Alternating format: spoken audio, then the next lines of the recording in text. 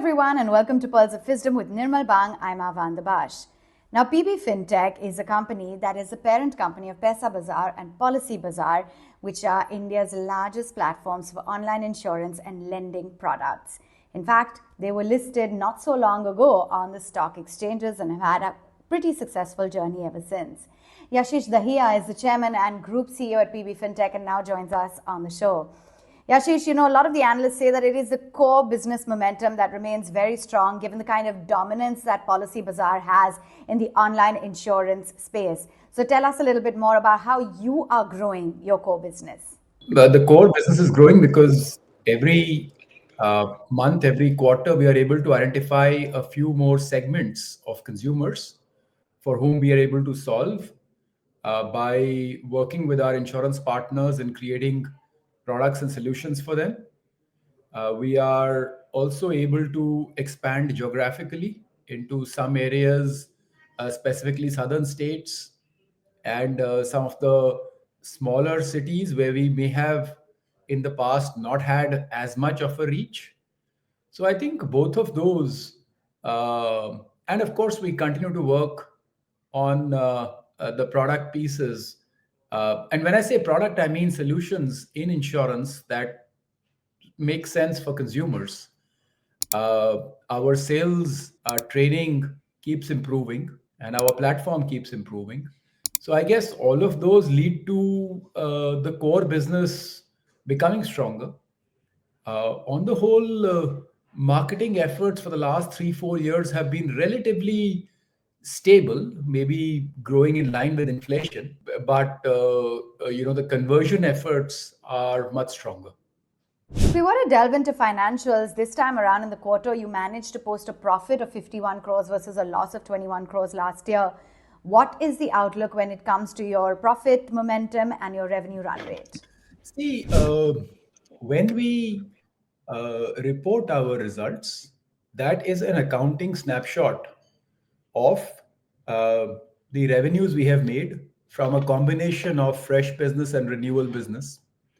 However, the way we look at our business internally, we have something known as a net present value that we look at for every transaction. So, what we assess is that if I have sold a particular policy to you, how much do we earn out of that policy over the lifetime of that policy? And, we assess what is our cost of acquisition vis-a-vis that. So when we look at that particular ratio, we get a certain margin, which is a lot higher than our reported snapshot margin. And I'll explain why that is the case. See, when you are growing at the rate we are growing, if you look at in the year 25, which is the current year, we will be adding more than our entire volume of 23. So what that means is in 1 year, we will grow more than our total volume 2 years ago. And another way of thinking about it is at IPO, which is 2022, our revenue was 890 crores. Whereas this year, our revenue will be more than 5,000 crores. So in 3 years, you have grown about 5 to 6 times. Now, what that means when you're growing at that rate is that your renewals are very small compared to your fresh business. Because your fresh business is coming off your volume today, whereas the renewals are coming off your volume of yesterday or of last few years. At the point when your growth rate slows down to more like the market is growing at about 10-15% in insurance, we are growing much faster. So when that stabilizes is when your true margins will start to show up. And that is not accounting for any efficiency improvement, etc. So I guess that play is still on, and I don't think you will start to see a true reflection of our profitability for the next 3 to 4 years at least. Do you think that, the higher scale and the cost rationalization in the credit business could aid your overall contribution and EBITDA growth in the second half? What will drive this? The credit business has been relatively flat. When I look at the credit business, it has not grown tremendously. And if I kind of go back a few years, let me kind of go back to the pre-COVID years. It is at pretty much the same volume as it was pre-COVID. It's had 2 disruptions, one at COVID and one was the last year. When supply has been constrained at both these junctures, And every time that happens, the credit business, unlike the insurance business, is a lot more cyclical in terms of the supply side constraints. And so that is a challenge we faced twice in the last 5 years. All I'm going to say is the volume expansion there has been fairly limited. However, cost efficiencies are there, and that is also a 40% contribution margin business. Right, you've seen about a 49% year-on-year rise in your core premiums for the core insurance revenue in Q2. What is the outlook in terms of how you see it growing? Any guidance you'd like to share? See, we do not give guidances for the future, but I think for someone like us to grow at about 30% per year is like sort of par for the course. And I take Okay. a kind of 3 to 5 year time frame. Growing 30% every year is an expected or a decent outcome for us.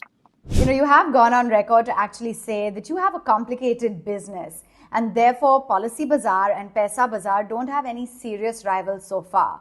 Do you stand by that, and can you tell us a little bit more about how you're dealing with the competitive intensity? Let me try to explain to you why I say it's a complicated business. Uh, there is no immediate gratification in buying insurance. You don't get up in the morning saying, today, I will enjoy buying an insurance product. When you buy an ice cream, you get the taste immediately. When you buy a pair of jeans, you wear it immediately. When you take a loan, you get the money immediately. When you make an investment, you can see your money moving in the stock market immediately. If you put money in an FD, you know how much you will make on day one. This is a product where you hope you never use the product. And I can't think of another product like this. It's almost like buying a guarantee that nothing will go wrong with me. And if something does go wrong, please take care of me at that point. I'll come to another important part about this product. You do not want to sell to people who are too keen to buy this product. You appreciate. If you're an ice cream seller, you want to sell. I remember, when my son was 1 year old, the ice cream guy used to come outside our house and ring the bell, his ding, ding, ding, ding, ding every day because he wanted to sell to anybody who was keen to buy ice creams. But in insurance, you do not want to sell to people if they are queuing up to buy the product. It's a very important thing because you do realize, right? If I'm suffering from a particular disease, I would love to buy insurance for it today. If I'm already dead, I would love to buy life insurance. The easiest way of selling life insurance is to stand outside a morgue. You can sell to everybody, right? But that is not where you want to sell. So you don't want to sell to the people who need it right now. So it's a very complex product from that perspective. You have to work on the inception, the need for people to buy this particular product, for them to understand why they should have health insurance and buy it with the right intent. Not when they know they are unwell, but to buy it before they become. So I'll give you an example, right? I talk to people and I say, do not delay buying insurance because if you delay it, you may catch a disease. And if you catch that disease, the insurance product will suddenly become unavailable to you. I'm kind of simplifying that, but I'm just sort of saying, right? And so you have to buy it before you get to know that you have a disease. And that is the point when people do not want to buy it. People say, hey, I'm okay. Why should I buy it today? I'm just trying to give you the complexity of this particular product. Now, most people, when they enter this market, they do so to make money. So whether it is a bank or whether it's a big portal, they say, I want to be in insurance because I can make money that way. Because it's a product that has high margins. But that is not why Policy Bazaar got into insurance in the first place. It got into insurance because it believes that people need to have protection against death, disease, and disability, which with the fact that the joint family system is not there anymore, India doesn't have any other way to protect the middle class. We don't have the social security that the European context has. And we are slowly not part of the joint family system, which used to provide our own social security. Right. Village communities. And thus, insurance is becoming a deep necessity. But I hope you're trying to follow what I'm saying, because what I'm saying is nobody else trying to do what we are doing. And with respect to the hospital story, tell us a little bit more about how that side of the business is shaping up. How are things progressing on this front? So, first of all, we're not talking about any superior product experience, etc. All we are saying is today, when a customer falls ill, they are a cost to the insurance industry and they are a revenue to the hospital industry, to the healthcare industry, right? And so, assume they are both machines. The insurance industry has every interest in reducing this cost, whereas the healthcare industry has every interest in increasing this cost, right? And I think somewhere that becomes a relationship of mistrust. And in order to make this a relationship of trust, one of the things we did was we went and spoke with insurance companies and we say, you're telling us this is a problem all the time. What if you had your own hospitals? What would you do differently? They said we would agree SOPs, we would, follow what is medically right, but not try to overtreat. Or I said, but what will you give back to the customer in return? They said today that lack of trust we have, because of which our claims processing is delayed, deferred, or not done at all, and the claims rejections that happen, we will bring that part down. So we said, okay, so that means customers can have a better experience because today, if you're waiting for 6 hours to get your claim, that can become a seamless process because the hospital can settle the claim on its own. Like it can just pass the claim without a specific approval from the insurance company.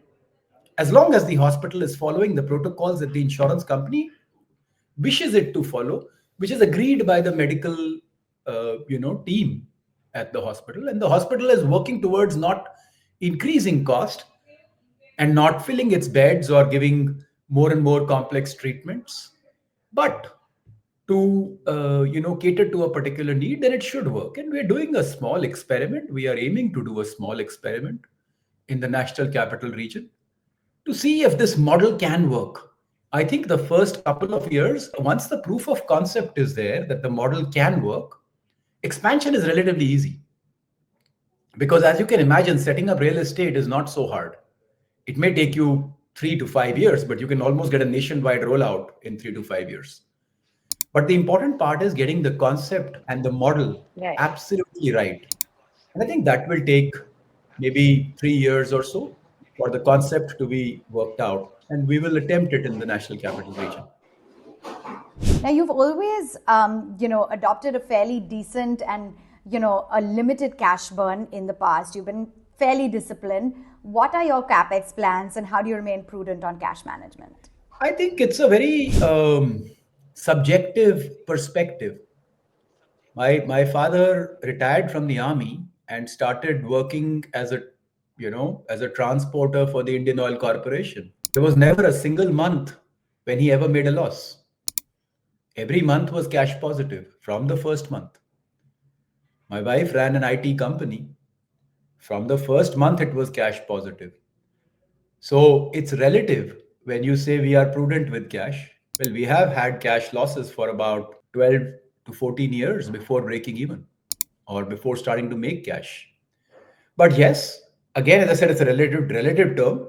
So in the sort of consumer internet businesses, you could say yes, we have been relatively prudent with our cost, and that will stay the same approach. So we will stay who we are.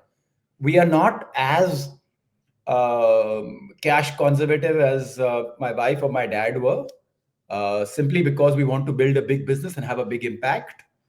But at the same time, we are careful about making sure we are moving. We are expanding in a sure-footed manner. What that means is do your experiments with a smaller cash burn, make sure it works, and when it works, then you expand and be absolutely comfortable. There's no hurry. The market's not running away. These things, the insurance industry does not change overnight. It takes a long, long time for people to start to get into the mode where they take money out of their pocket and start spending for something that could be a promise of a claim sometime in the future, and hopefully they never need it. And any advice for those entrepreneurs, those who plan to list their businesses, your outlook? I think everybody has to choose their own course. There is no one size fits all. But if you do intend to go public, spend time explaining your business to the investors in full, because investors have very little time. There are, I think, 6,000 stocks listed on the Indian market alone, and many investors are global, and they may be investing in hundreds of thousands of stocks across the world or tracking them. So for them to understand your specific business and its nuances, uh, it may just never happen. And so do spend the time in explaining your business very clearly, as if you would to yourself or to your own family, so that people do not misunderstand your business. And that would make sure you have a stable communication and a stable understanding of your business with the public markets. It's been a pleasure interacting with you. Thank you so much for joining in. Thank you. Bye.